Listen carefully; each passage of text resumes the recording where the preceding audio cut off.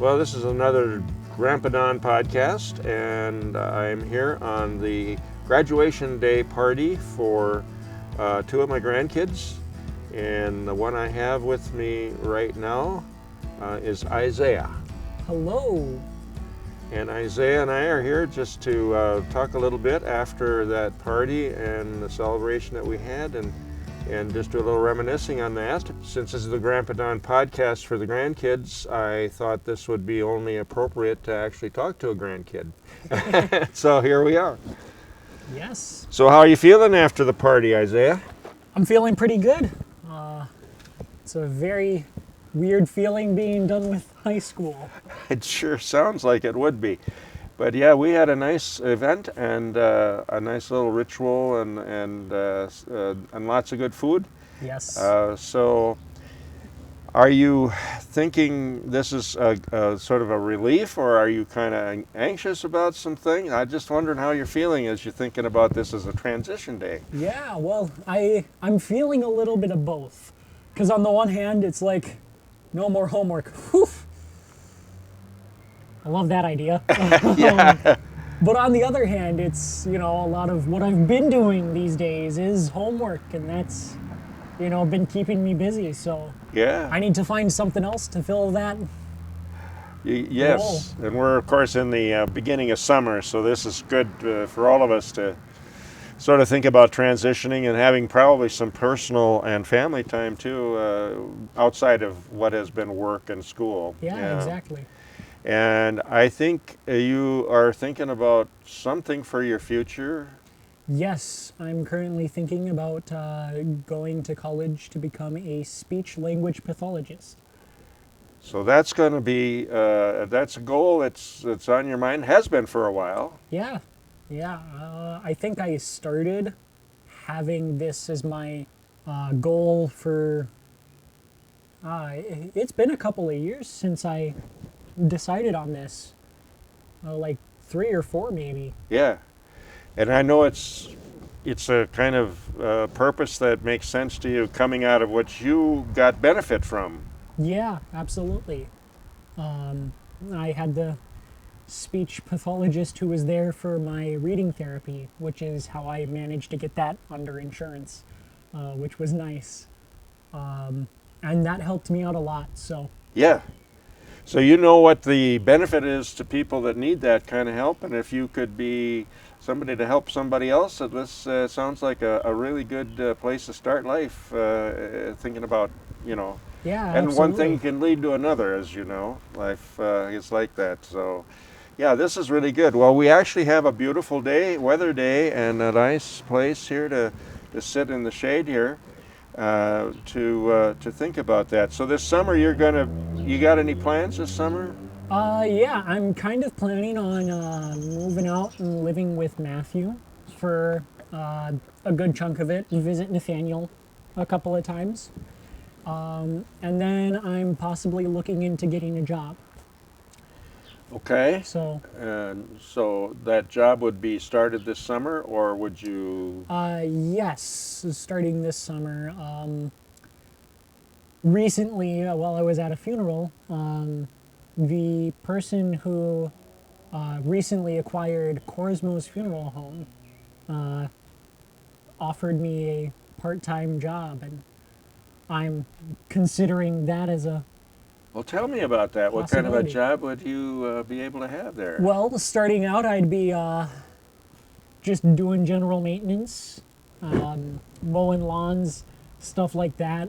And then as I've been there longer, teach me how to do more things, get me more involved, and Oh, that's an interesting. start to pay me more. And too. and you're talking about this is a funeral home that Yes. that has, yeah. Well, of course, my brother was a funeral director. I did know that, yeah. Yeah, and so that makes my interest in that quite, piqued. Yeah. That, We were saying that when I do end up working there, if I do, that I should, get myself some really nice suits and yes. maybe make some pointier teeth and get some like white makeup and wear that all around. slick Oh back my hair, I can see. get myself a nice cape, and then there's a vampire mowing the lawn at a I funeral see. home. That would attract a business, as they say, yes, or at least attention. I don't know. Yes. That's hilarious. Well, I tell you what, most of the funeral directors I know have a good sense of humor, and I've always enjoyed hanging around them as a chaplain or pastor, when you're in those kind of roles. So that would be a good, then I think you could probably find that place very meaningful too. Yeah, absolutely. And I have a bit of a connection with funeral homes as well. You're as a chaplain, me as an altar server. I've been serving funerals for nearly 11 years at this point. So That's right. I've attended well over 100 funerals, I think, by this point. Yep. I've lost count, but I've gotten to interact with the people that work at the funeral homes. Absolutely. And, it's always great getting to see how well they have everything organized and absolutely such like that. So, you never know. And you could do speech pathology, and you might end up going to the funeral home business. Help out at the. Well, that's very interesting. Well, our life is filled with lots of decisions and opportunities along the road, and sometimes you never know exactly where it all goes, but it will go some very interesting places, I think, anyway. Yeah, and that's probably the most stressful part about graduating is all of these decisions to make. Oh, yeah. And then part of it is, just to sit and see what's available to come your way too as you go through life. So it's not only you doing stuff, it'll be opportunities that you might see other people noticing you and saying, have you ever thought of X, Y, and Z? What could be possible? So I'm really excited for your future. And as your grandpa, I'm here to tell you that, and and of course I will always remember that you are the catalyst for the Grandpa Don podcast that we're doing right now. Yes, I would like to say you're welcome to all of you. Yeah, and this idea had never occurred to me until you mentioned it last summer, I think it was. Yeah.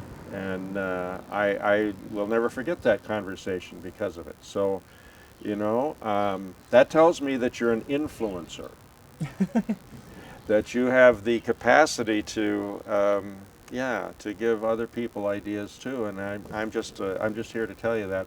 And I know that all the rest of the grandkids that are my grandkids anyway should know that. And for Podsterity, we have now a little bit of time to reflect after this wonderful day of celebrating. Absolutely. I know I've got another grandkid to talk to pretty soon, so I'll let you go, and thank you so much. Yeah, thank you for having me. Well, here I am now with Isabel. I'm You forgot my name? Okay, oh. I'm kidding. I'm sitting here forgetting who I'm talking to. Well, now I'm here with Isabel, and we are doing a little catching up time after the big party that we had and the celebration of being a graduate. Yes. And for you, it was today was kind of a second opportunity because of the COVID. Yep, and the pandemic. The pandemic had not given much chance for you to be celebrating a graduation. So this is good to be able to make that as our podcast and have a chance to talk about this. So I guess I'd like to hear, and I should say too, this is what is the date? The 4th of? Yeah, so today's the 4th. Yep. 4th of June of 2022, which is amazing. Okay. Yeah, so how was it for you to have this little party? It was really nice, actually. I didn't have to do much for preparation at all, which was really nice. Last year, this kind of helped a bit with getting me prepared. Just taking senior pictures last year and having all the pictures ready. all I had to do is prep 15 minutes the night before, and I was ready. And it was just really relaxing, and just it went really smooth. It was the whole nice graduation. to just celebrate, right? Yeah, Yeah. I was just celebrating. I didn't Isn't have to that- do Yeah. all the prepping and everything. You weren't sitting sweating bullets and Yeah. worried about all the other things that go on. Yeah. Well, that's really a good way to be able to be together for something like this, which is supposed to be a celebration after all, isn't Yeah, it? definitely. So now, obviously, time has passed a little bit, and you can probably tell me what you're thinking about, what you're doing maybe this summer, and whatever you're thinking about in the next year or two, or whatever's on your mind. Yeah. Well, I graduated last year, so right now I'm working full-time as a medical assistant. That's been a really good experience for me. I'm thinking about maybe moving towards going to college this fall. I'm not quite sure what I want to do yet, but I'm just going to start slow and see what I think about it and if it's the right place for me to be. Sure. Yeah. So you're working as a medical assistant with someone. Yep. And what kind of work are you doing in that medical assistant role? So for that, I'm working at a naturopathic clinic over in Moorhead, and for our role, we're basically like the doctor's nurse, or we're just their assistant. So we're doing about everything for the doctors, getting patients' vitals, running lab tests for the doctors, ordering tests, collecting specimens and stuff for that. And then we also have therapies that we do on patients as well that we're all trained in on.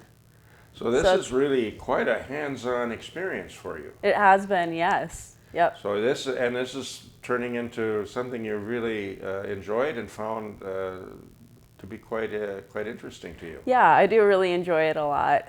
The only thing I would say though is just being inside all the time. I like to be outside a lot, so it's hard with that. You are an athletic person as a child, as I recall. Yep. Yes, You remember yes. that. I remember that. Oh, yes, I do.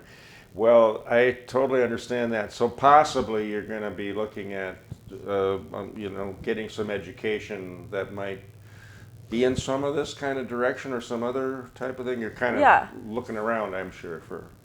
Definitely, yeah. I really like the medical field and I like helping people, but as I'm learning and growing, like there's so many other ways you can help people where I don't have to be in the medical field. You could be a teacher and you're still helping people, or you're right. Yes, a plumber, or there's all kinds of helping professions, as sometimes we call them. Yes, but at least you're experiencing something that gives you a real idea of what people do and how they might and how you might be of some help, and also just kind of getting your feet wet, as they say, with what's out there.